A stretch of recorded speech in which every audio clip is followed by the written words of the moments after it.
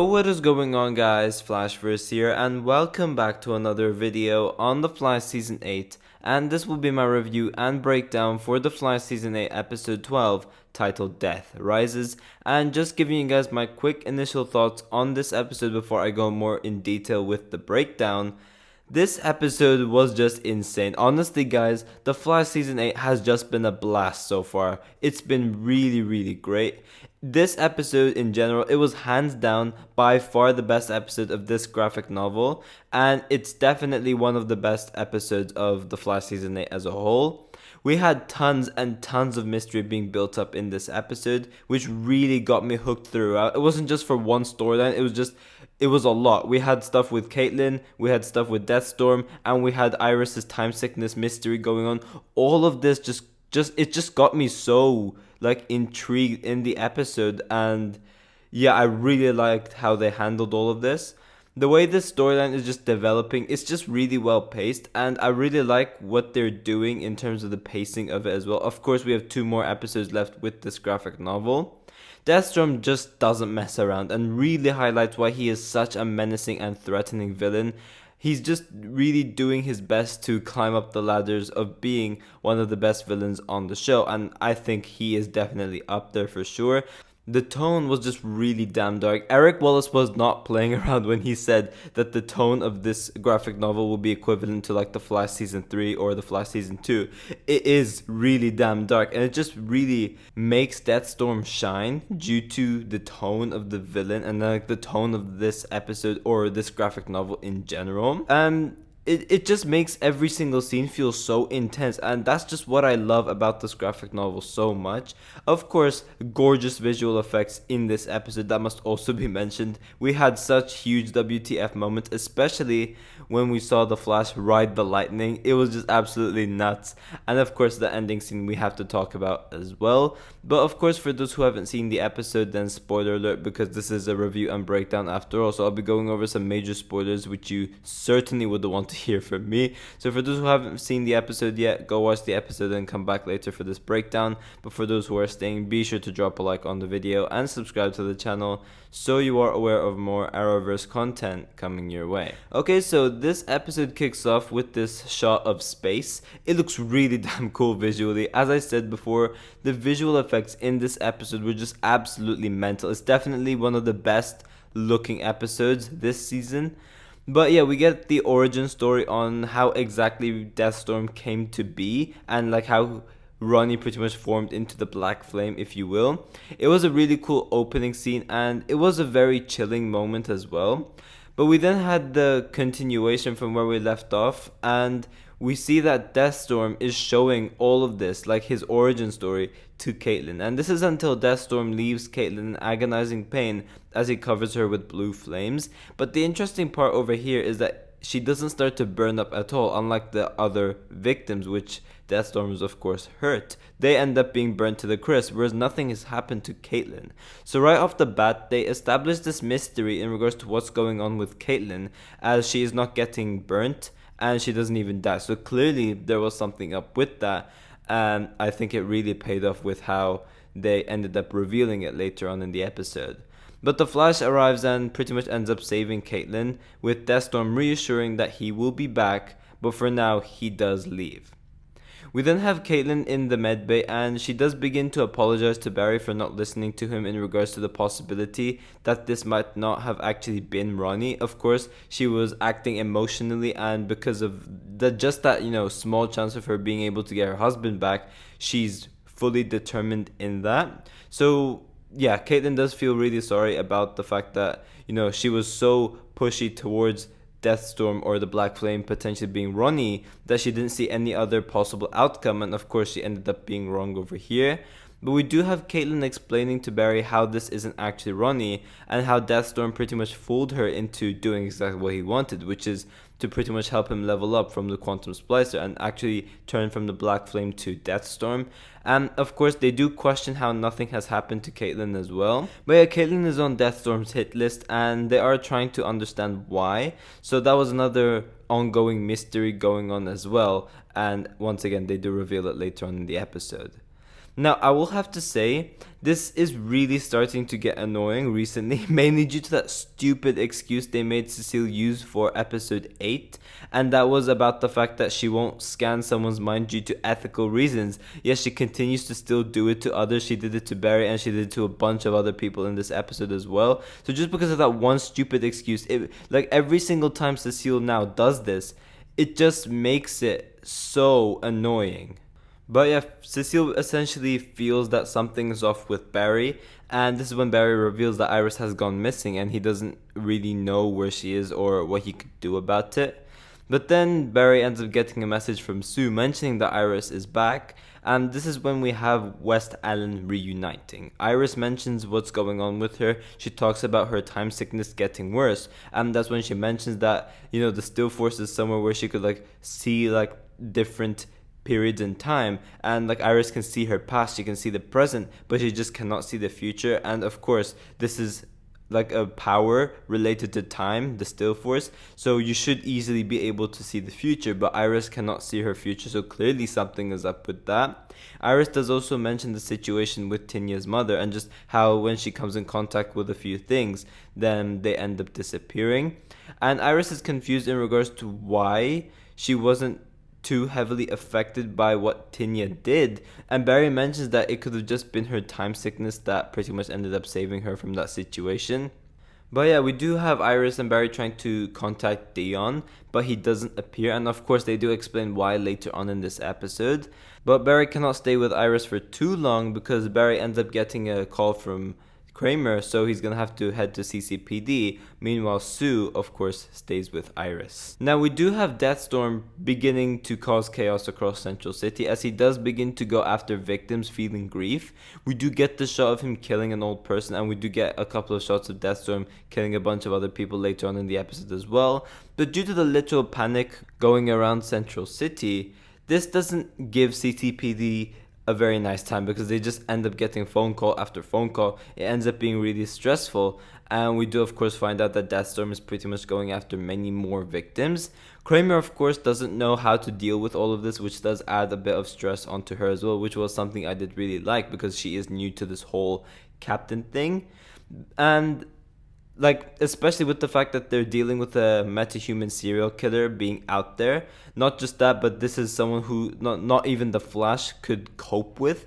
So I do really like how Kramer's stress started to build up with that. Of course, Joe does give her a couple of pep talks and tips as well.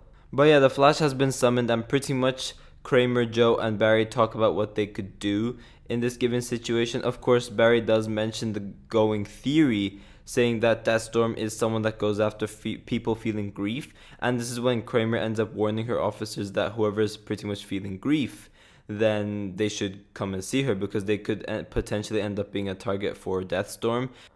We then head over to the Cortex where we have Team Flash trying to track down Deathstorm due to his recent level up, if you will, and because of this recent level up, Chester's obviously mentioning that he's not able to track down Deathstorm, but Cecile's used once again as a plot device to find where Deathstorm is at. So yeah, Barry does say, okay Cecile, we could use your powers for this given situation, and that is pretty much what they end up doing. We do then cut to Iris where we have Dion finally arriving. He does automatically notice that Iris's time sickness has gone much worse than previously, and he can't see Iris's future as well. So this is Dion. This is the guy who represents the still force, and he himself cannot even see Iris's future. So this just shows how badly Iris's time sickness has gone. And of course, Dion does also mention that Iris's time sickness has pretty much contaminated the still force as well, and it's making Dion quite weaker. But he does give Iris some sort of still force tracker, but this does result to Dion passing out and disappearing. Just this ongoing mystery with the time sickness, it just keeps continuing. It gets more and more intriguing as it just builds up, and as this time sickness just gets worse and worse. It's just really, really intriguing. It's definitely one of my favorite storylines this season, and I'm really, really interested to see what is actually going on with Iris. But later on in the episode, we do of course have Iris glitching in and out of time as well, and we have Sue pretty much trying to help Iris with the situation where she's like, okay, think of the present, think about all of this, basically form a new future, things like that, and eventually Iris is able to snap out of it. And we did get this really great pep talk between Joe and Barry during the episode as well. It just, whenever these two share the screen together, it never disappoints. This is just one of them. It was just absolutely amazing. We do then have the plan with Cecile unfolding, where Cecile tries to track down where Deathstorm is, but Deathstorm ends up possessing Cecile. It was very dark and very intense, but Deathstorm pretty much still mentions Caitlin and how she is vital for his plans. But yeah, Barry of course refuses to give Caitlin away, and eventually Cecile is able to kick back in and regains control of her body. But this is when Deathstorm ends up possessing Allegra, and then we have Esperanza's projection pretty much showing up in front of Allegra, and they themselves have a mini confrontation, and then they end up fighting each other as well. And this is of course until we have Esperanza disappearing after the blast, and this is of course due to Deathstorm. And what's so interesting about this is that the projection also ended up firing back, so I'm really interested to see what this is about as well. Like, that does Deathstorm, like, is he that powerful that he could actually like end up projecting something but it actually ends up being real? I'm really interested to see what's actually going on with that. But yeah, Barry shows up and pretty much talks to Allegra about what happened as well. And we do also have Caitlin and Frost in the speed lab while all of this is happening, but Deathstorm pretty much was able to just get rid of Frost very easily. He just blasts her away and he's able to capture Caitlin. We then have this absolutely insane scene. It was just so beautiful to see visually. But we have this massive chase scene across Central City, and we have Barry trying to reach Deathstorm's height because Deathstorm's pretty much flying and Barry's just running, so it's impossible for him to reach it. And this is when we have Barry literally riding the lightning. It was so sick to see. I got chills seeing this. But he pretty much ends up throwing like lightning, and then it forms into a pathway for Barry to run in. It was so insane to see, and it was really sick. It just shows how much more powerful Barry has become this season than ever, and I just love seeing moments like this on The Flash.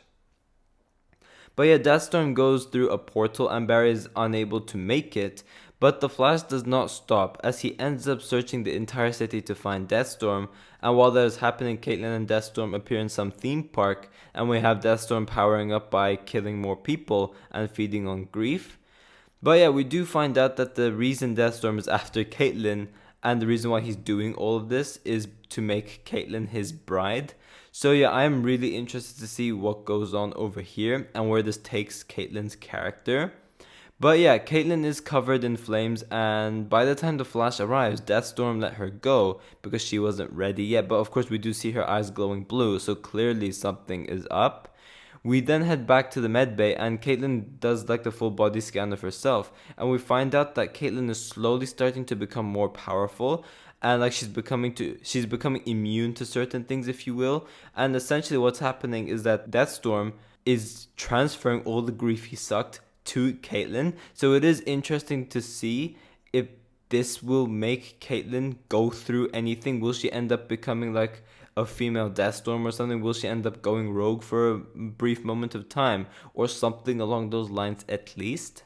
But yeah, when we head back to Star Labs, we do have Barry revealing that he does recognize the portal Deathstorm went through, and he does mention that it is very similar to what he saw with Chester's black hole during The Flash Season 6, so I did really like how they ended up tying this up, and I started to get excited because I thought they were actually going to do something with Chester's black hole abilities.